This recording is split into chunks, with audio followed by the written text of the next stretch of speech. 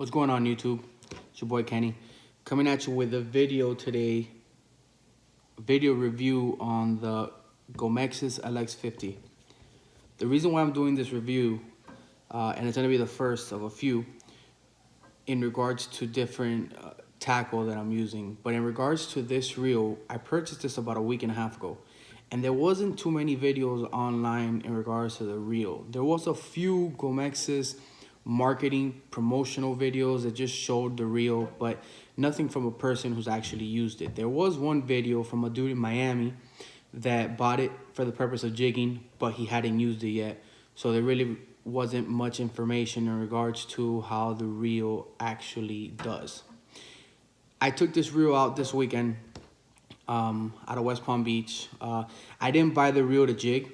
I don't do jig fishing, but I like the reel and I figured it would work good for what I do, which is drift fishing or bottom fishing for snappers, mangroves, muttons, yellowtails.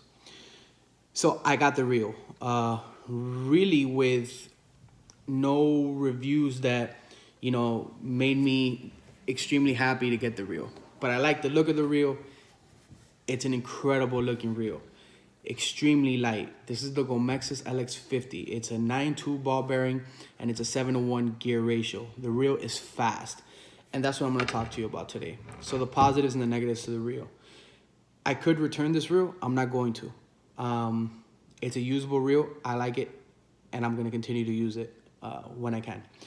But there are a few things about this reel that I did not like, and I'm going to talk to you about them.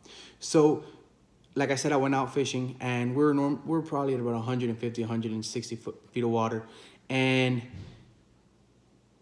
the reel is quick, obviously. 7:1 gear ratios, that's expected. I'm talking about I would drop this and I'd retrieve it quick. Smooth, light. I paired it with a Shimano Tavalia 6.6. This also is a jigging rod, but like I said, I don't jig, but it's a nice combo. It's a light combo, and I like it, especially, you know, for the type of fishing that I do, which is mutton, mangrove, yellowtail, any bottom fish really. And it's gonna work good, you know, like hook, amberjack, anything else in the bottom. It's a strong reel, strong rod. But the reel, positive is quick. It's light. It's nice. Very good looking reel. This is the type of reel that you look at and you wonder what it is. Now, I bought this on Amazon, paid $160 for this reel. There are a few different other options, cheaper. This one was a bit on the higher end. I'm probably thinking it's due to the fact that it's, you know, 7:1, 9 ball bearings. It's a jigging reel, but I couldn't tell you much about the other reels. So we went out, and like I said, fast retrieval, nice reel. A lot of good things, but there was a few negatives. First and foremost, this drag. This drag wheel is very hard to adjust. Now, you could get a tool or a knife, which is what I did, to unwind it and wind it back. But even when I did that to set my drag to where I liked it, it really didn't, you know, it didn't stay. It would keep unwinding. I don't know why, but it didn't make a big difference. The drag still works fine. I know my preference, and I don't like that if I'm fishing or I'm fighting a fish, that my drag could change. That could cause you to lose a fish. So that was one thing I didn't like. But the major thing that I didn't like was the inside of the reel. So, and maybe this is my fault, this reel is made for braid, according to the website. All it states is that it's 300 yards of 30-pound braid is what it fits. I don't like fishing with braid. It's not my preference. It's not good for the type of fishing that I do. So I use mono. I put 20-pound mono. I was able to fit about 280 yards in this reel, and it still has space. Now here's the major issue I had. On a few times winding up, and you have to guide this line. If not, you're gonna get bundles on either side. So you gotta guide the line, which is fine. All my other conventionals are the same way. But with this one, on a few occasions when I was winding, for whatever reason, the line, I reeled into the spool. So basically, the line would go in here and just go into the spool. That had never happened to me and I didn't like it. It was an easy fix. I've done this before. Just close the bail, wind it until the line comes out. But if you're fighting a fish and that happens, that's a different story.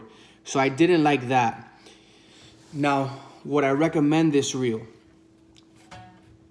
For the price point, it's not a bad reel.